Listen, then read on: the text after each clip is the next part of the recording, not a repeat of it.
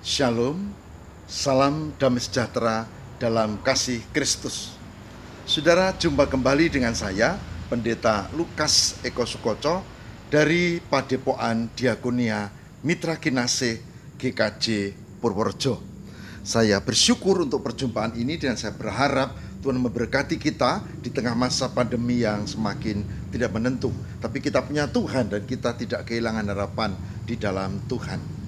Saudara, saya berharap ini menjadikan perenungan kita di masa COVID-19 dan kita tetap meyakini kasih dan penyertaan Tuhan. Saudaraku yang terkasih di dalam Tuhan, kemarin kita sudah membahas, yaitu di masa pandemi ini, jangan menghakimi. Jangan menghakimi orang lain yang hati-hati lalu dibilang paranoid, jangan. Di masa pandemi ini juga jangan menyalahkan orang lain, lalu kita merasa beriman, wah corona COVID-19 itu kan virus, ya Tuhan lebih kuasa. Iya, Tuhan lebih kuasa. Nah, kita jangan takut, betul jangan takut. Tapi tetap waspada, tetap hati-hati dan tidak ceroboh. Yang penting itu, daripada kita mengumbar kata, kemudian kita malah tidak ceroboh, itu namanya mencobai Tuhan. Padahal kita tidak boleh mencobai Tuhan. Baik, kita akan membahas hal ini lebih lanjut dan saya berharap kita bisa mulai dengan landasan Alkitab untuk menjadikan cerminan dalam kehidupan kita. Saudara, mari kita bersama membaca bagian dari firman Tuhan di dalam Amsal 19. Amsal 19 ayat 1, 2, dan 3. Amsal 19 ayat 1, 2, dan 3. Yang demikianlah sabda Tuhan. Lebih baik seorang miskin yang bersih kelakuannya daripada seorang yang serong bibirnya lagi bebal. Tanpa pengetahuan, kerajinan pun tidak baik. Orang yang tergesa-gesa akan salah langkah. Kebodohan menyesatkan jalan orang. Lalu gusarlah hatinya terhadap Tuhan. Amsal 19 ayat 1, 2, dan 3. Saudara yang berbahagia, barang siapa yang mendengarkan firman Tuhan dan yang memelihara dalam kehidupan setiap hari. Saudaraku yang terkasih di dalam Tuhan, adanya pengetahuan itu penting. Tidak hanya soal relasi, tidak hanya soal keterampilan, tetapi juga soal menghayati hidup dalam kaitannya dengan Tuhan. Kalau ini tidak diperhatikan, maka kita jadi orang yang asal omong, asal bikin status, asal viral, tetapi tidak memperhatikan nilai kebenaran, keadilan, bahkan nilai-nilai iman. Oleh sebab itu, pada hari-hari terakhir di beberapa sementara ini perkembangan COVID yang di daerah Purworejo mulai naik, saya mengajak supaya kita tidak sembarangan membuat banyak hal yang tidak menguntungkan. Kemarin saya sarankan di masa pandemi jangan menghakimi. Hari ini saya mengajak di masa pandemi jangan menyalahkan Tuhan. Tuhan itu membiarkan ini terjadi. Tuhan itu tidak tahu bahwa ini membuat kita sengsara, ekonomi macet, resesi, lalu kita tidak bisa beraktivitas, banyak korban, kemudian penderitanya, kemudian repot di bidang ini dan seterusnya. Saudara, Tuhan tahu. Tapi pikiran kita tentang Tuhan itu yang menjadi masalah. Tuhan tahu. Dan Tuhan sedang memberikan ujian kepada kita, bagaimana kita menghadapi kesulitan ini. Tuhan tahu. Oleh sebab itu, Amsal memberikan catatan penting supaya kita bisa berhati-hati. Amsal 19, lebih baik orang miskin yang bersih kelakuannya daripada orang yang serong bibirnya lagi bebal. Kelihatannya pandai, titelnya banyak, tapi analisisnya nggak benar. Sudah jelas ini pandemi, itu wabah, ini musibah, nyalahkan Tuhan. Tanpa pengetahuan kerajinan pun tidak, orang yang tergesa-gesa akan salah langkah. Tergesa-gesa. Saudara, ada satu cerita, namanya Nabi Ayub. Nabi Ayub itu orang yang soleh, dia baik, tapi kemudian dia diuji. Anak-anaknya meninggal, hartanya sebelumnya habis, kemudian istrinya tidak mendukungnya, bahkan dia sendiri sakit. Kemudian datanglah sahabat-sahabat Ayub, dan sahabat-sahabat Ayub mengatakan, kamu berdosa, kamu punya akar baik, kamu ini salah, kamu tidak mungkin kalau tidak kok dihukum Tuhan. Padahal dia memang tidak dihukum Tuhan. Tuhan mengizinkan dia untuk satu pekerjaan besar, menjadi teladan di Alkitab, di mana dia diuji. Oke.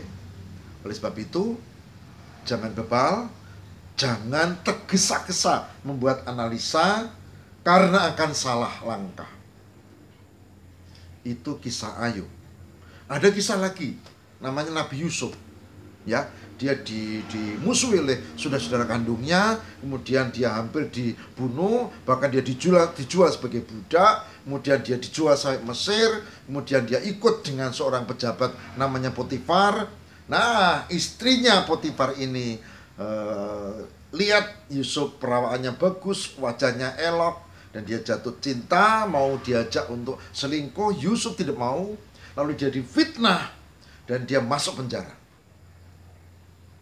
Dan dia sengsara di situ, namanya juga penjara. Sudah disengsarakan saudaranya, disengsarakan karena dia difitnah di penjara. Saudara, jangan tergesa-gesa membuat analisis.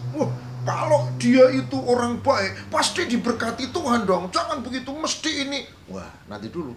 Kisahnya belum selesai. Kita membaca dalam Alkitab, Yusuf nanti sukses. Bahkan dia menjadi penguasa nomor 2 di Mesir. Saudara-saudara yang mencelakakan dia, itu datang untuk nempur beli beras. Dan itu diampuni. Dan saudara-saudaranya ketakutan luar biasa. Ternyata itu Yusuf. Jangan tergesa-gesa untuk membuat analisis. Pada poin ketiga, kebodohan menyesatkan jalan orang. Dan gusarlah hatinya terhadap Tuhan. Orang yang salah, kita yang salah, jangan nyalain Tuhan. Memang ini wabah COVID-19 atau corona merebak di mana-mana. Dan kita belum tahu ini asalnya siapa, jangan-jangan ini kita yang salah, pola hidup kita merusak alam dan seterusnya. Kita belum tahu. Pasti. Yang kita sudah tahu adalah korban berjatuhan. Tapi saya yakin ini bukan Tuhan yang membuat kekilafan. Tuhan Maha Tahu. Jangan ada yang mengatakan, Tuhan di mana? Tuhan itu ada enggak? Aduh. Tuhan mah selalu ada. Tuhan di mana? Di mana-mana. Namanya juga Tuhan. Oleh sebab itu, jangan menyalahkan Tuhan. Jangan menyalahkan Tuhan. Saudara, ada kisah yang lain lagi. Ada seorang pemuda yang sudah jatuh cinta dan dia kemudian menikah. Nah, setelah dia menikah, dia punya anak, bagus toh. Lalu kemudian mereka bekerja, istrinya juga bekerja, bagus kan? Nah, ketika di tempat kerja dia ketemu dengan cewek lain lagi, dan dia merasa cocok dengan cewek ini, dan akhirnya mereka berbuat yang gak semestinya. Diperingatkan SP1, 2 karena sering bolos, dan ini juga menyangkut etika, enggak diperhatikan. Singkat cerita, disidanglah dia. Kemudian ini berbuah yang tidak baik, yaitu dia dipecat dari pekerjaannya. Ceweknya juga. Istrinya, anaknya mendengar itu terluka dan marah. Singkat cerita, lalu cerai. Dan dia pergi. Dan saudara, saya beritahu, di tempat yang baru mereka coba usaha lagi, tapi ternyata pasangannya sakit dan meninggal, belum punya anak. Lalu dia mulai, wah, ini kok terjadi begini ya? Tuhan kok membiarkan ya aku begini ya? Dan dia menyalahkan Tuhan. Sudah pikir, dia yang bodoh, dia sendiri yang melangkah, ngapain menyalahkan Tuhan? Nggak fair. Harusnya dia mengakui, ya aku yang salah, aku yang bobrok, aku yang berdosa. Kan gitu. Siapa tahu Tuhan mengampuni dan memulihkan. Siapa tahu. Tapi dia malah menyalahkan Tuhan. Saudara, hari ini saya mengajak, di tengah pandemi seperti ini, yang sudah masuk ke new habit, new normal, meskipun korban berjatuhan, saya mengajak, jangan gampang membuat analisa, apalagi sampai nyalah-nyalah ke Tuhan. Jangan bikin banyak dosa. Kalau bisa dosa yang ada, kita tobat dan berkuranglah.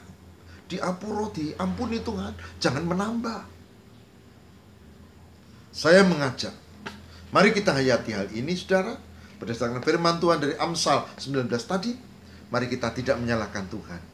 Lebih baik kita mawas diri apa yang kita bisa buat. Lebih baik kita berdoa dengan orang-orang yang menjadi penderita COVID-19. Semoga mereka diberi kekuatan dan kesehatan. Lebih baik kita berdoa untuk keluarganya, karena sebagian orang sudah tiada. Semoga mereka dihiburkan. Saudara, semoga para medis, dokter-dokter yang bertugas, yang membuat risiko tinggi, itu kita doakan, bukan disalah-salahkan. Gitu.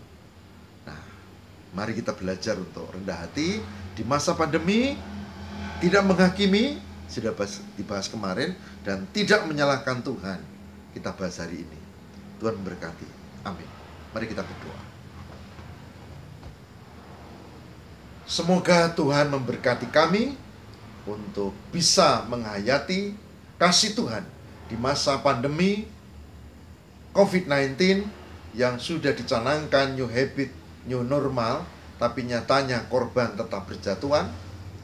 Tuhan, tolonglah kami supaya kami tidak menghakimi dan tidak menyalahkan, apalagi menyalahkan Tuhan. Ampunilah kami. Ampuni ya Tuhan. Semoga Engkau menyertai kami untuk berbuat yang terbaik, sehingga kami menjaga diri kami, dan Tuhan melindungi kami. Tuhan, terima kasih. Berdoa untuk korban penderita COVID-19, berdoa untuk keluarganya, berdoa untuk para medis, dokter, bahkan beberapa sudah jatuh korban. Tuhan, tolonglah. Tolonglah ya Tuhan. Inilah doa kami.